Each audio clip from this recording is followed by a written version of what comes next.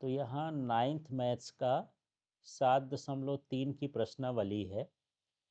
प्रश्न एक, त्रिभुज ABC और DBC एक ही आधार BC पर बने दो समद्बाहु त्रिभुज है। तो पहले चित्र में ही देख लेते हैं। एक है हमारे पास ये त्रिभुज ABC, ये त्रिभुज हो गया, और दूसरा त्रिभुज क्या हो गया, DBC। दोनों का आधार कैसा है, एक जैसा है ना। यदि बड़े का आधार भी कहें तो वो भी यही है, और छोटे के आधार भी कहें तो वो भी यही है। आगे फिर क्या है, ए और डी भुजा BC के एक ही ओर स्थित हैं। तो यहाँ पर देख ले रहे हैं, ये जो ए बिंदु है, डी है, ये भुजा के एक ही ओर स्थित है जैसा चित्र में है। यदि AD को बढ़ाने पर BC को P बिंदु पर प्रछेद करता है। तो यदि मैं ये वाली भुजा AD को यहाँ पर बढ़ा दूँ तो ये कहाँ पर प्रच्छेद करता है, P बिंदु पर प्रच्छेद करता है। तो हमको ये दर्शाना है कि त्रिभुज ABD और त्रिभुज ACD सर्वांग सम है ना। तो सबसे पहले यहाँ पर देख लेते हैं कौन कौन से त्रिभुज हैं और कैसे कैसे सर्वांग सम है। ठीक, तो यहाँ दो त्रिभुज देखते हैं। तो कौन सा त्रिभुज है, ABD। पहला नंबर हम देख लेते हैं, कौन कौन सा त्रिभुज, ABD।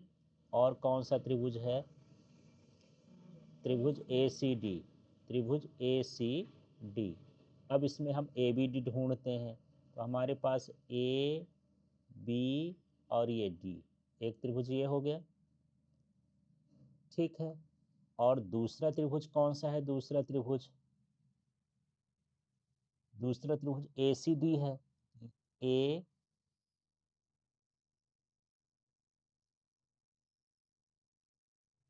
ACD, ये वाला त्रिभुज हो गया। दोनों त्रिभुज मिल गए। अब दोनों त्रिभुज में क्या क्या बराबर है, तो हमको दिख रहा होगा कि AB और क्या है, AC, ये और ये दोनों बराबर है, पहले से दिया है, समद्विबाहु त्रिभुज है। दूसरा जो ये AD है ना, AD बराबर क्या है, AD है, ये क्या कहलाएगा, दिया है, और ये क्या कहलाएगा, उभयनिष्ठ। फिर यहाँ पर ये भी दिया है कि ये समद्विबाहु त्रिभुज है, माने BD और DC भी क्या है, बराबर। तो यहाँ पर लिख देंगे BD बराबर क्या हो गया, CD। ये भी क्या है, दिया है, माने ये त्रिभुज ABD सर्वांगसम है त्रिभुज ACD के किस नियम से, SS नियम से। यहाँ पर इस तरह से लिख देना है। तो पहला तो इस तरह से सिद्ध हो गया। अब दूसरे वाले हिस्से में चलते हैं, दूसरे को भी सिद्ध करके देखते हैं। ठीक है ना। तो दूसरा यहाँ क्या है, त्रिभुज ABP। कौन सा त्रिभुज है, मिल गया है ना। तो यहाँ पर देख लेते हैं दूसरा त्रिभुज ABP। और कौन सा त्रिभुज है, त्रिभुज ACP। तो इसको भी इसमें ढूंढ लेते हैं, इसको हटाने के बाद।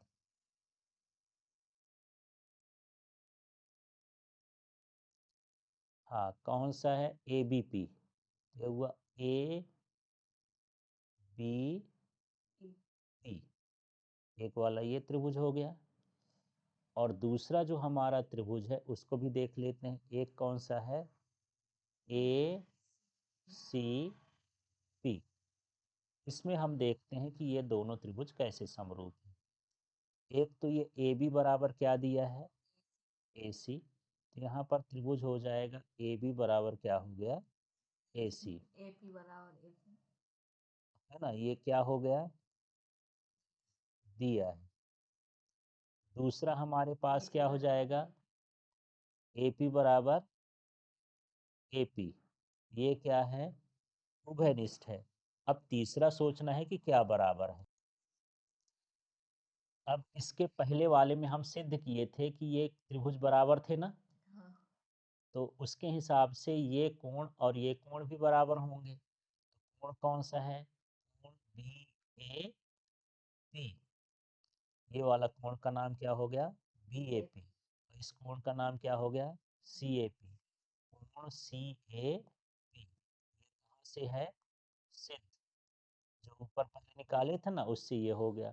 तो इसका मतलब हो गया कि त्रिभुज ए बी पी सर्वांग सम है त्रिभुज किसके, ए सी पी के, किस नियम से, एस ए नियम से। ठीक है, इस तरह से हमको दूसरा कर देना। अब यहाँ पर हमारे पास है तीसरा, जो ये कहता है कि एपी कोण ए और कोण डी दोनों को समद्विभाजित करता है। ये एपी वाली लाइन है ना, तो हम लोग ये त्रिभुज तो समरूप सिद्ध कर चुके हैं। कौन कौन सा, ए बी डी, और कौन सा, ए सी डी, एक ये है ना। तो यहाँ पर हम अब तीसरा कर रहे हैं, तो त्रिभुज ए बी डी सर्वांगसम है त्रिभुज ए सी डी के। ये हम क्या कर चुके हैं, सिद्ध कर चुके हैं ना। जब सर्वांगसम है, इसका मतलब ये कोण और ये कोण भी बराबर हैं, माने कोण बी ए पी है ना बराबर है कोण सी ए पी के। ठीक है, ये किससे हो जाएगा, सी पी सीटे से। जब ये बराबर है मतलब ये जो ए पी है, ये ए पी क्या है, ए पी कोण समद्विभाजक है ना। ए पी कोण ए का क्या है, समद्विभाजक। ठीक है, और ये दोनों भी बराबर थे ये त्रिभुज, तो इसका मतलब ये है कि ये कोण डी का भी क्या है, एवं कोण डी का है ना समद्विभाजक, ये दोनों का समद्विभाजक हो जाएगा। इतना ही हमको सिद्ध करना है। इसके बाद हम चौथे में आ जाते हैं। हमको ये बताना है कि ये जो BC है, AP जो है इस पर लंब है ना। तो हम ऐसा कर सकते हैं कि ये कोण तो ये कोण पहले से बराबर है एक दूसरे के। ठीक है, मानिए ये त्रिभुज भी कैसे होंगे, सर्वांग सम होंगे। तो हम यहाँ पर लिख सकते हैं कि जो ये कोण है और ये कोण है, ये दोनों कैसे होंगे, बराबर। माने कोण, यदि मैं त्रिभुज लिख दूं पहले से, त्रिभुज इसका नाम हो गया BPD, त्रिभुज BPD सर्वांग सम है इसके, है ना, बी, हाँ DCP हो गया ना, DCP। ये जब सर्वांग हो गए तो मानिए ये कोण बराबर है, तो कोण का नाम क्या है, कोण BPD, और कोण CPD, ये दोनों बराबर हो गए। ठीक है, और जब बराबर होंगे तो इनका कोण का हम जोड़ भी कर लेते हैं, BPD और प्लस कोण क्या हो जाएगा, CPD। ये एक रेखा के कोण है, AB में है ना, BC में, इसलिए इसका मान कितना हुआ, 180। तो कोण BPD को BPD लिख देंगे, CPD को भी क्या लिख देंगे, कोण BPD बराबर कितना हो गया, 180। अब इसको जोड़ देंगे, हाँ, दो कोण BPD बराबर 180। तो कोण BPD बराबर कितना हो गया, 90 डिग्री हो गया। इससे क्या हो गया, जो AD है वो लंब समद्विभाजक है। AD क्या है, लंब समद्विभाजक।